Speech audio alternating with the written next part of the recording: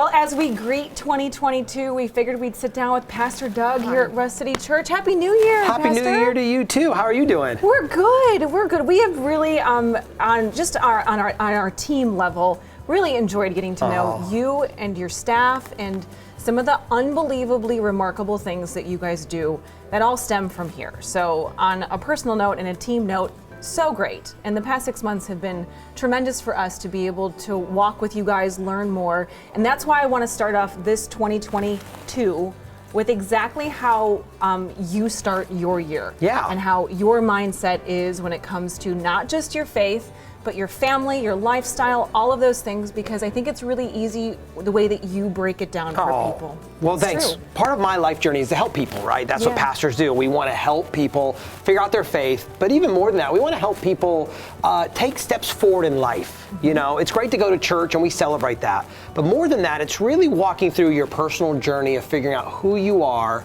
and why you even exist. And so every year I go through what are called my 5 F's, okay? F's, the letter F's. The letter F, that's an easy one for me to remember. 5 F's, okay? And I go through these and they're in order, and this is my priorities to make sure that I stay healthy as an individual. Okay. Because it's pretty easy to get unhealthy. Very quickly. Today's world, right? Yes. COVID crazy, all the fun things, it can be very easy to go into a landslide. Yep. And so I go through these pretty regularly, but every new year I do this, okay? All right, so let's start with the first F. First F is I focus on my faith. Where is my faith? It's my priority. Where is my connection with God? For me as a Christian, am I reading my Bible? Am I spending time with the Lord? Am I going to church? Am I spending time with other Christians? Where is my faith at? And that's really the strength where everything else in my life is where my faith comes from. Second thing is my family. What's my family life look like?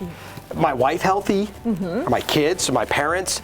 Am I being a good husband? Am I being a good dad? Right. I gotta look at these things, right? And you gotta be honest, which I think sometimes looking in the mirror and setting yourself straight is the hardest person to set straight. Absolutely. We can tell everyone else. Right. It's hard to look in the mirror and look inward, right? Yeah. And so I look in the mirror and say, what am I as a dad, a husband, a son, a brother? Am I being a good family member to my life, right? And so that's my second one.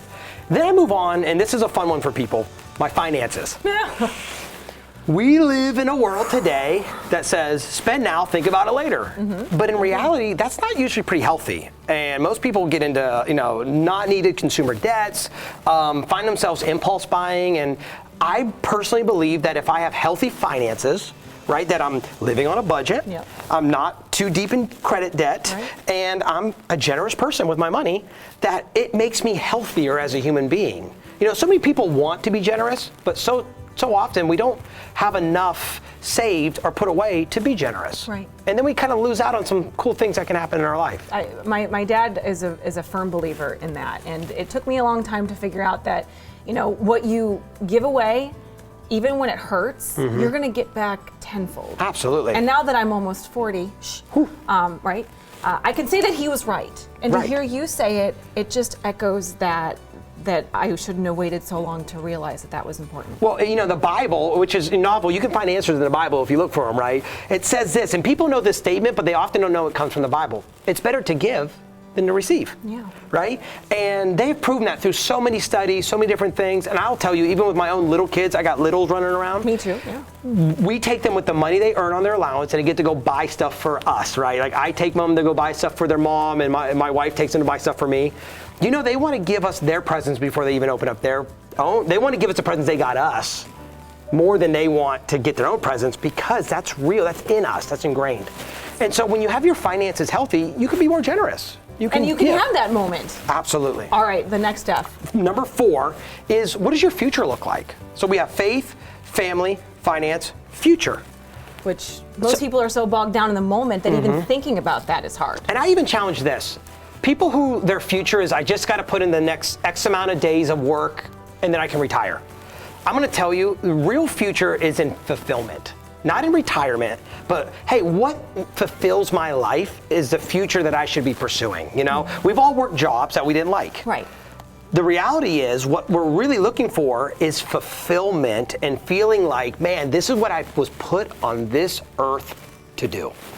And so I always tell people, what's your future looking like? Are you working towards fulfilling your future or not?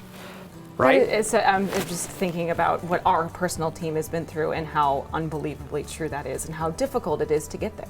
Sometimes. It is not the easiest path, but once you get there. If you're focused on today, you got to sometimes quit working you got to stop working in your job, and sometimes you got to work on your job a little bit. You got to work on your future a little bit. And so often, I always encourage people, make a vision board. Where do you want to be in 5 years? What do you want? What are your goals? What are you looking for? See it. You might not get that exact thing, but you'll get closer than somebody who doesn't do anything. I agree. All right, the last, we could go on and on. But I've got 5. So right, we got the last one. Ron's like, this is the longest interview we've done in a long time. And the last one is your fitness. Now, I'm not saying to go be Arnold Schwarzenegger. I'm not talking about going to the gym, get all bulked up.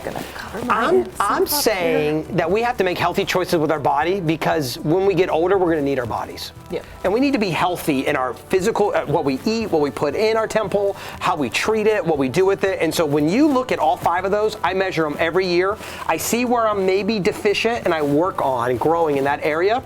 And when I do that, I really find freedom on the other side of those F's.